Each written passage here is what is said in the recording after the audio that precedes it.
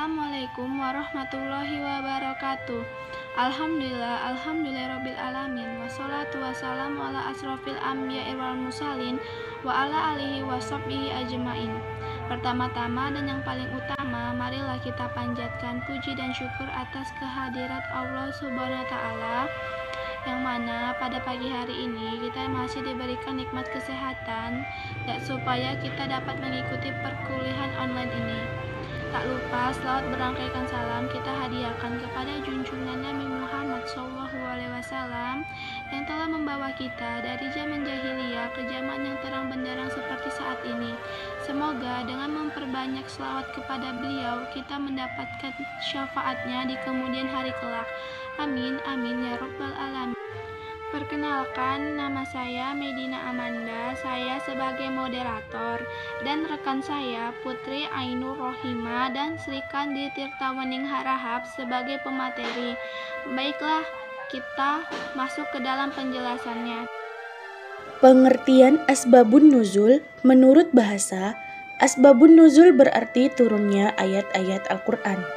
Al-Quran diturunkan Allah Subhanahu wa taala kepada Nabi Muhammad SAW secara berangsur-angsur dalam masa lebih kurang 23 tahun, atau secara pastinya 22 tahun 2 bulan 22 hari, yang mana 13 tahun pertama turun di kota Mekah dan 10 tahun terakhir turun di kota Madinah. Al-Quran diturunkan untuk memperbaiki akidah, ibadah, akhlak, dan pergaulan manusia yang sudah menyimpang dari kebenaran. Ada beberapa ulama yang mendefinisikan asbabun nuzul, di antaranya Az-Zarqani, Mana' Qalil Al-Qatan, Asy-Syabuni, Subhi Sholih, dan Al-Waqidi. Sejarah perkembangan ilmu asbabun nuzul.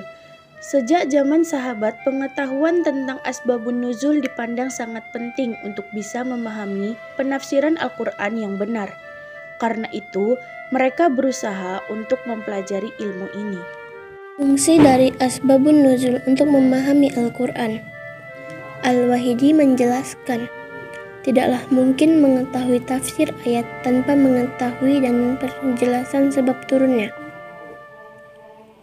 Ibnu Daqiqil Id berpendapat, keterangan sebab nuzul adalah cara yang kuat atau tepat untuk mengetahui makna Al-Quran. Ibnu Taimiyah mengatakan, mengetahui sebab nuzul akan membantu dalam memahami ayat karena mengetahui sebab menimbulkan pengetahuan mengenai musabab atau akibat. Urgensi dan kegunaan asbabun nuzul. Az-Zarqani mengemukakan urgensi asbab an-nuzul dalam memahami Al-Quran sebagai berikut. 1.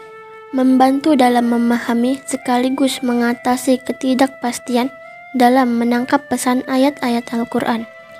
2. Mengatasi keraguan ayat yang diduga mengandung pengertian umum.